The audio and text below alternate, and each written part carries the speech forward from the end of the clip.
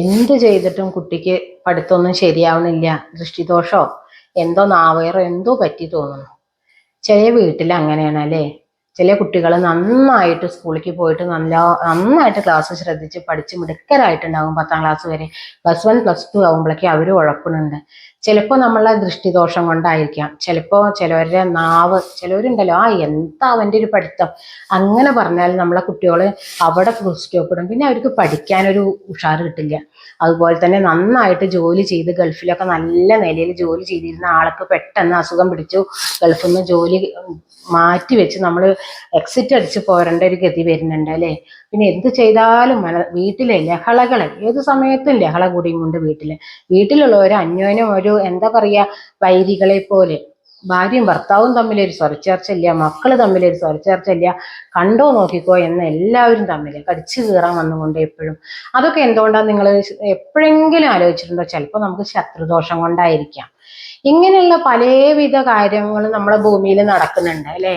അപ്പോൾ മനസ്സമാധാനം ഒന്നും കിട്ടാതെ ചിലർ ഉഴലുന്നുണ്ട്. അങ്ങനെ ചില ആൾക്കാരുണ്ട്. പിന്നെ ജോലിക്ക് പോകുന്നുണ്ട്, വരുന്നുണ്ട്, പൈസ കൊണ്ടുണ്ട്. പക്ഷെ പൈസ ഏതേ പോകണമെന്ന് ആർക്കും അറിയണില്ല. ചെലവ് മാത്രം, നേരം അങ്ങോട്ട് വിളിച്ചായ ചെലവുകൾ മാത്രം. വീട്ടിൽ ഒരു 5 പൈസ തങ്ങി നിൽക്കണില്ല. അങ്ങനെ എത്ര ആളാണ് അങ്ങനെയൊക്കെ ബുദ്ധിമുട്ടുന്നത്. അങ്ങനെയുള്ളവർക്ക് ഒരു സമാധാനം കിട്ടാൻ, നമുക്ക് ശത്രുക്കൾ ഉണ്ടെങ്കിൽ അവരും നമ്മളെ വിട്ടുപോകും. പിന്നെ നമ്മളെ ശത്രുദോഷം കൂടി നമുക്ക് ഉണ്ടാവില്ല. അങ്ങനെ ഒരു കാര്യത്തെ പറ്റിയിട്ട് പറയാനാണ് ഞാൻ ഇന്ന് വന്നിരിക്കുന്നത്.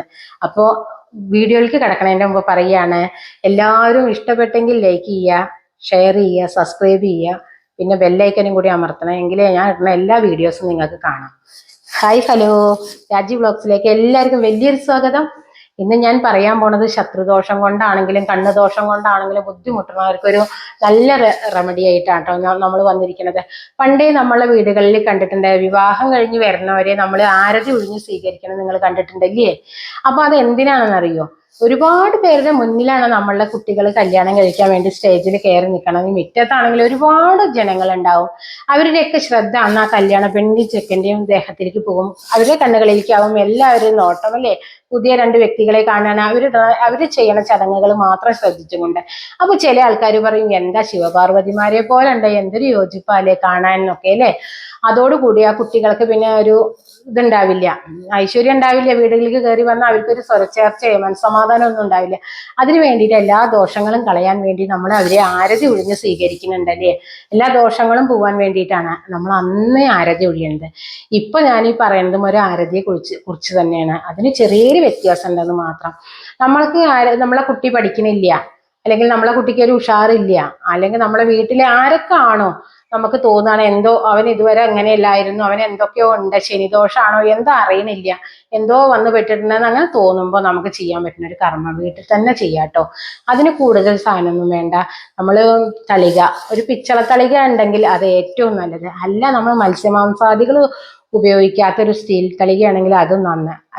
അല്ല ഇനിയിപ്പോ അങ്ങനെ നമുക്ക് പുതിയ തളിക തന്നെ എടുക്കാത്ത വീടുകളിൽ ഉണ്ടല്ലേ, അങ്ങനത്തെ തളിക നമ്മൾ എടുക്കുക.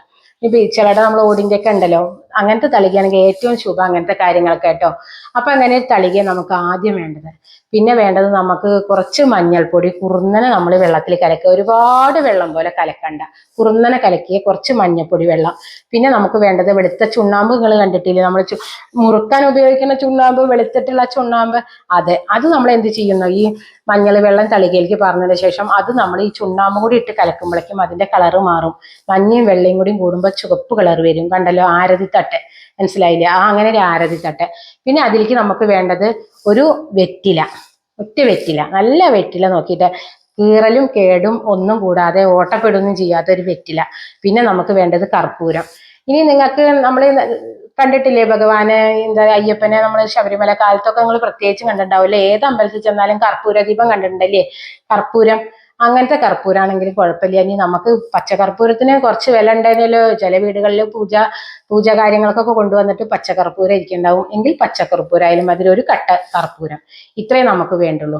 അപ്പോൾ നമ്മൾ എന്താ ചെയ്യേണ്ടതെന്ന് വെച്ചാൽ, ആരൊക്കെയാണോ ദോഷം ആ വീട്ടിലത്തെ നമുക്ക് തോന്നുകയാണ്, അതായത് നമുക്ക് തന്നെ വെച്ചാൽ നമുക്കും ഒഴിയാം. വേറൊരാൾക്കാണ്, നമ്മളെ കുട്ടിക്കാണെങ്കിൽ നമ്മൾ എങ്ങനെ ഒഴിയേണ്ട വെച്ചാൽ ഇനി പറഞ്ഞു തരാം. അപ്പോൾ ഈ ഒഴിയണ ആളെ നമ്മൾ എന്ത് ചെയ്യണം, കിഴക്കോട്ട് തിരിച്ചു നിർത്തുക. എന്നിട്ട് നമ്മൾ ഈ ആരതിത്തട്ടിൽ റെഡിയാക്കിയിട്ടുണ്ടാവില്ല ചുണ്ണാമ്പും മഞ്ഞളും കൂടിയിട്ടുള്ള ആരതി തട്ട് നമ്മൾ ശരിയാക്കിയിട്ടുണ്ടാവും ചുവന്ന കളറിലെ. വല്ലാതെ വെള്ളം വേണ്ട കേട്ടോ, ഒന്ന് കുറുന്നനെ കലക്കുക. എന്നിട്ട് വെറ്റില ഈ ആരെയാണോ ഒഴിയണ അവരുടെ നേരിക്ക് നമ്മൾ അങ്ങനെ നാക്കുക. നമ്മളെ ശരീരത്തിലേക്ക് അതിൻ്റെ ഞെട്ടിഭാഗം നമ്മളെ ശരീരത്തിലേക്ക് ഒഴിയണ ആളുടെ ഭാഗത്തേക്ക് നാക്കുക. അവിടെ നമ്മൾ കർപ്പൂരം കത്തിച്ച് വെക്കുക. എന്നിട്ട് നമ്മൾ ക്ലോക്ക് വൈസിൽ 7 പ്രാവശ്യം ഒഴിയുക. ക്ലോക്ക് വൈസിൽ 7 പ്രാവശ്യം ഒഴിഞ്ഞിട്ട് നമ്മൾ വീടിൻ്റെ വടക്ക് ഭാഗത്ത് ആരും ചവിട്ടാത്ത ഭാഗത്ത് അത് കൊണ്ടുപോയിട്ട് ആ വെള്ളവും കർപ്പൂരം വെറ്റിലി നമ്മൾ അവിടെ സമർപ്പിക്കുക. പിന്നെ നമുക്കാണെന്നുണ്ടെങ്കിൽ നമ്മൾ ആ വെറ്റില കരിയൊക്കെ ചെയ്തിട്ടുണ്ടാവട്ടെ, ഇങ്ങനെ നമ്മൾ ഈ ആരതി ഒഴിയണ സമയത്തൊക്കെ കർപ്പൂരം നന്നായി കത്തുമല്ലോ, അറിയില്ലേ? അപ്പോൾ അതിനാണ് കുറുന്നനെ കലക്കണം എന്ന് പറയുന്നത്, വെള്ളം വെറ്റിലയിലേക്ക് കയറാതിരിക്കാൻ വേണ്ടിയിട്ടാണ് അത് കേട്ടോ. അപ്പൊ പിന്നെ നമുക്കാണെന്ന് വിചാരിച്ചോളൂ. അപ്പൊ നമ്മൾ ഈ വെറ്റിലയുടെ എണ്ണം കൂട്ടണം, കർപ്പൂരത്തിന്റെ എണ്ണം കൂട്ടണം. നമുക്കാണെങ്കിൽ വേണം പുതിയ വെറ്റിലയും പുതിയ കർപ്പൂരം എടുക്കുക. ആരതിത്തട്ടും നമ്മൾ പുതുതുണ്ടാക്കണം. ആ ആൾക്ക് ഒഴിഞ്ഞ ആരതിത്തട്ടുകൊണ്ട് നമുക്ക് ഒഴിയരുത്. അപ്പൊ നമ്മളെ ഒഴിയുകയാണെങ്കിൽ നമ്മൾ എന്ത് ചെയ്യണമെന്നോ, കണ്ണാടിയുടെ മുന്നിൽ പോയി നിൽക്കുക നമ്മളെ. എന്നിട്ട് നമ്മൾ കിഴക്കോട്ടോ വടക്കോട്ടോ തിരിഞ്ഞു നിൽക്കുക. നമുക്ക് സൗകര്യത്തിന് കിഴക്കോട്ടായാലും വേണ്ടില്ല വടക്കോട്ടായാലും വേണ്ടില്ല, എങ്ങോട്ട് വേണമെങ്കിലും തിരിഞ്ഞു നിൽക്കാം. എന്നിട്ട് നാക്ക് നമ്മളെ ഭാഗത്തേക്ക്, എന്നിട്ട് മൂട് മറ്റേ ഭാഗത്തേക്ക് പിടിച്ചിട്ട് നമ്മളെ 7 പ്രാവശ്യം ഒഴിഞ്ഞിട്ട് അതും ഇതേപോലെ വടക്ക് ഭാഗത്ത് കൊണ്ടുപോയിട്ട് നമ്മൾ ആരും ചവിട്ടാത്ത ഭാഗത്ത് കൊണ്ടുപോയി ഉപേക്ഷിക്കുക. അപ്പോഴൊക്കെ നമ്മൾ ഭഗവതിയെ മനസ്സിൽ നന്നായിട്ട് വിശ്വസിക്കണം. ദേവിയെ ഭഗവതിയെ നമ്മൾ എപ്പോഴും ഇങ്ങനെ മനസ്സിൽ വിചാരിച്ചിട്ട് വേണം നമ്മൾ ഒഴിയാൻ. അല്ലാതെ നമ്മളൊരു മനസ്സ് ശുദ്ധമില്ലാതെ അല്ലെ, മനസ്സിലായില്ലേ? അങ്ങനെയൊന്നും പാടില്ല. ഇതൊക്കെ ചെയ്യുമ്പോൾ നമ്മൾ നല്ല കുളിച്ച് വൃത്തിയോട് കൂടിയിട്ട് തന്നെ ചെയ്യാൻ ശ്രമിക്കണം. എല്ലാം ചെയ്യാൻ രാവിലെ സമയം തന്നെയാണ് കൂടുതൽ നല്ലത്. ഇനി രാവിലെ സമയം നിങ്ങൾക്ക് കിട്ടണില്ലെങ്കിൽ വിളക്ക് വെച്ചതിന് ശേഷം വൈകുന്നേരത്തെ, പക്ഷെ നമ്മൾ രാവിലെയാണ് ഇങ്ങനത്തെ കർമ്മങ്ങളൊക്കെ ചെയ്യാൻ ഏറ്റവും ഉചിതം. അങ്ങനെ ഒഴിഞ്ഞ് നമ്മൾ ഭഗവാനെ നന്നായി വിചാരിക്കുക. അങ്ങനെ വിചാരിച്ച് നമ്മൾ ഒഴിഞ്ഞു കളഞ്ഞിട്ടുണ്ടെങ്കിൽ നമ്മളെ വീട്ടിൽ ഇനി ശത്രുദോഷമായാലും വേണ്ടില്ല, കണ്ണേറ് ദോഷമായാലും വേണ്ടില്ല. ചിലവരുടെ നാവ് കൊണ്ട് തന്നെ ചിലവർ പറഞ്ഞു കഴിഞ്ഞാൽ അറിയാലോ, നമ്മൾ അവരെ പറ്റി പറയാം, അയാളെ ഒരു വാക്ക് പറഞ്ഞാൽ പിന്നെ കണക്കായി അല്ലേ. അങ്ങനെയാണെങ്കിലും വേണ്ടില്ല. ചിലവർക്ക് നമ്മളോട് നമ്മളെ പുരോഗതി കണ്ട് സഹിക്കാഞ്ഞിട്ട് ചിലവര് നമ്മളെ മുഖത്ത് നോക്കി പറയുന്നില്ല എന്നുണ്ടാവുള്ളൂ, പ്രാവും. ഇത് മുടിഞ്ഞു പോയിട്ടുണ്ടെങ്കിൽ അങ്ങനെയൊക്കെ പ്രാവണമെന്നുണ്ടെങ്കിൽ ആ പ്രാക്ക് ദോഷവും ഇതൊക്കെ അവർക്ക് തിരിച്ചു കിട്ടും. ആരാണോ നമ്മളെ കൊണ്ട് പറഞ്ഞു വെച്ചാൽ നമ്മളെ ഈ ബുദ്ധിമുട്ടുകൾ മുഴുവനെ അവരനുഭവിക്കുന്നത് നമുക്ക് കണ്ണിന്റെ മുന്നിൽ കാണാൻ പറ്റുന്ന ഒരു കർമ്മം കൂടിയാണ് ഇത്, ഈ കർപ്പൂര ദീപം എന്ന് പറഞ്ഞു കഴിഞ്ഞാൽ കേട്ടോ. അപ്പൊ ഇത് ഇങ്ങനെ ആർക്കെങ്കിലും ബുദ്ധിമുട്ടുണ്ടെങ്കിൽ ഇത് എല്ലാവരും ചെയ്തു നോക്കണം. പക്ഷെ അപ്പൊ ഒഴിയണ സമയത്ത് നമ്മളെ മനസ്സ് ശുദ്ധാവണം. നമ്മൾ ആരോടും അങ്ങോട്ട് ഇതിന് ചെന്നിട്ടില്ല. നമ്മളെ ഇങ്ങോട്ട് ഉപദ്രവിച്ചുകൊണ്ടാണ് നമ്മൾ ഈ ബുദ്ധിമുട്ട് അനുഭവിക്കണമെന്ന് ഉറപ്പല്ലേ. അപ്പൊ നമ്മളെപ്പോഴും നമ്മളെ മനഃശുദ്ധിയോട് കൂടി ചെയ്യുക. ദൈവം അവർക്ക് കൊടുക്കാനുള്ള ദൈവം കൊടുത്തോളും. നമ്മൾ ഇത്രയേ വേണ്ടു. നമ്മൾ ശുദ്ധയോട് കൂടിയിട്ട് കുളിച്ച് വൃത്തിയായി നല്ല വസ്ത്രം ഇട്ട് വന്ന്, കുട്ടിയായാലും വേണ്ടില്ല അമ്മയായാലും വേണ്ടില്ല. നമ്മൾ പണ്ട് കാലങ്ങളിൽ കുഞ്ഞു കുട്ടികളെ നമ്മൾ സന്ധ്യക്ക് കണ്ടിട്ടില്ലേ, ഒരുപാട് പേര് വന്ന് കാണാണ് ഈ കുട്ടിയെ കണ്ടിട്ടില്ലേ. അപ്പോഴും നമ്മൾ ഈ ഗുരുതി, അതിന് ആരതി എന്ന് പറയുന്ന ഗുരുതി എന്നും പറയുന്നുണ്ട്.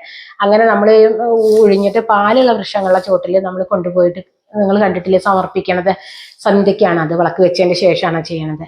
അപ്പൊ അങ്ങനെയുള്ള കർമ്മങ്ങളൊക്കെ നമ്മൾ ചെയ്യുമ്പോൾ പാലുള്ള വൃക്ഷത്തിന്റെ ചുവട്ടിൽ ആരും ചവിട്ടാത്ത ഭാഗത്ത്, അങ്ങനത്തെ ഭാഗത്ത് കൊണ്ടുപോയിട്ട് വേണം സമർപ്പിക്കാൻ. അങ്ങനെ കൊണ്ടുപോയി കളയാൻ എല്ലാവരും ശ്രമിക്കണം. വഴികളിലൊന്നും അത് പാരരുത്. ആരതിയുടെ കളറ് നമ്മൾ വഴികളിലൊന്നും കാണാൻ പാടില്ല. മനസ്സിലായില്ല? ദേവിക്ക് വേണ്ടിയിട്ടാണ് നമ്മളത് ചെയ്യുന്നത്, ദേവി പ്രീതിക്ക് വേണ്ടിയിട്ടാണ്. അപ്പൊ നമ്മളെ സകല ശത്രുക്കളും വാല് ചുരുട്ടി ഓടിക്കോളും. അപ്പോൾ ഇതെല്ലാവരും ചെയ്തു നോക്കണം എന്നേ എനിക്ക് പറയാവുള്ളൂ. ഇഷ്ടപ്പെട്ടെങ്കിൽ എല്ലാവരും എല്ലാവരിലേക്കും ഷെയർ ചെയ്യണം. അപ്പോൾ ഇനി പുതിയൊരു വീഡിയോ ആയിട്ട് വരുന്നതായിരിക്കും. ബൈ.